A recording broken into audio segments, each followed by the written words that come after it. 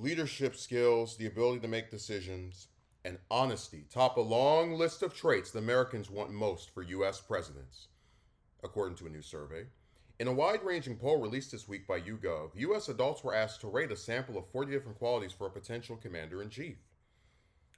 Topping the list, 88% said leadership skills and decision making abilities are very important, followed by honesty and mental health. Integrity, intelligence, respect for rule of law, and commitment to democracy were also top qualities in the poll.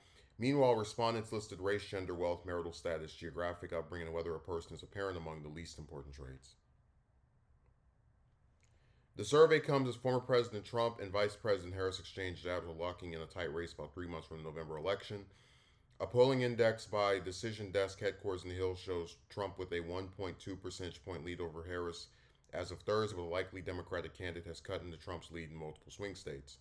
Harris and her campaign have repeatedly hit Trump over his leadership and decision-making skills, painting him as a hostile, chaotic figure who will sow division if reelected. Harris is leaning to her experience as a former prosecutor to go after Trump's conviction in the New York hush money case earlier this year, and she has questioned the former president's honesty and respect for the rule of law, accusing him of threatening the nation's democracy. Yeah, we could go over more of their little, they always do little recaps, but I kind of find polls like these to be interesting, where an overwhelming majority say the most important traits are leadership skills and decision-making abilities, and then honesty and mental health, pretty close second. I think mental health is going to be the hardest one to see replicated by people as time passes, because we live in this era where, especially when you're talking about men, there's just not really an outlet for us to like talk about something and not be, at least in public forums, judged, attacked over it. Many times, if a man does a video talking about something that bothers him, he'll be told that he's whining. And it's like, we always talk about how, like, it's so hard to just live. So when a person comes on here and vents their frustrations about, it could be their job, it could be their relationships with others, etc. It's really just like pouring salt into a wound. It's like let's kick this person while they're down.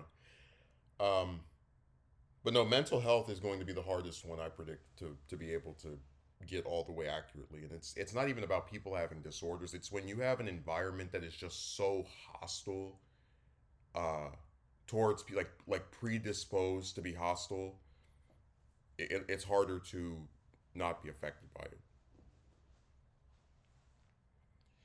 Now, honesty is also something that's significant. I mean, who wants a leader that can't tell the truth? And of course, leadership skills. What I started to realize as I worked all these different jobs and just kind of observed the people who are managers is that even if someone is in a leadership position, many times they don't demonstrate the skills of a leader. Like, a leader has to be brave, they have to be able to make a decision, and they have to be able to look someone in the eye and say, listen, I can't abide by this, you got to go, or we have to do this. You have to have some semblance of ability to communicate.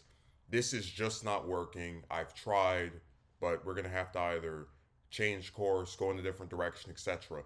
There are so many companies where they have a manager, and instead of the manager bringing you in the office, hey, this is about your employment status, I'm gonna have to terminate you, etc. They will hide behind someone else to do it. I worked for this when I was attempt to hire. There was I think it was one of these little facilities I was in for about a week, and the manager claimed I wasn't going fast enough, which I thought was ridiculous because you're going at the speed of the machine they had. And instead of firing me to my face, or it's like resending my offer of being there to my face, or like directly to me, she called the my recruiter and spoke to her instead. So she hit who didn't relate to me. So even though she was supposedly in a leadership position, she had to hide behind the skirt of another woman to be able to relay, oh, we don't want you to come back here. Because I'm oh so intimidating, I guess. Um, But yeah, that's something I've noticed where a lot of like leadership skills you would think would be a prerequisite to have a manager job or to be in any position where you have to lead others, but it is not like something people have at all in many cases. And you see it in their most basic inability to just convey something to another person.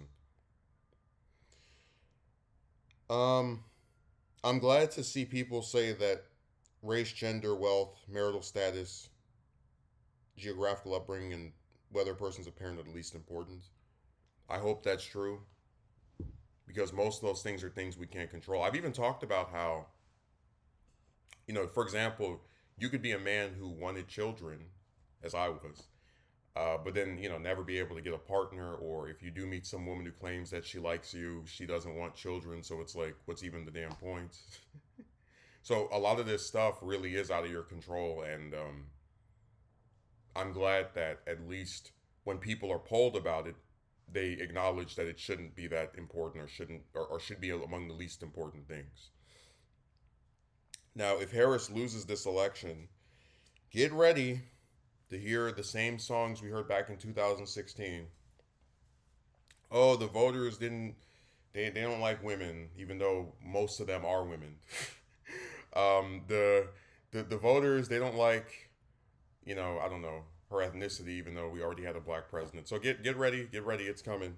They're going to dodge putting any because I've always said if somebody loses an election, they should look at their own campaign and see what they could have done differently, but be constructive about it because the thing about most of these people is that they're not so damn old, especially not Harris, where she couldn't try again in like let's say 2028.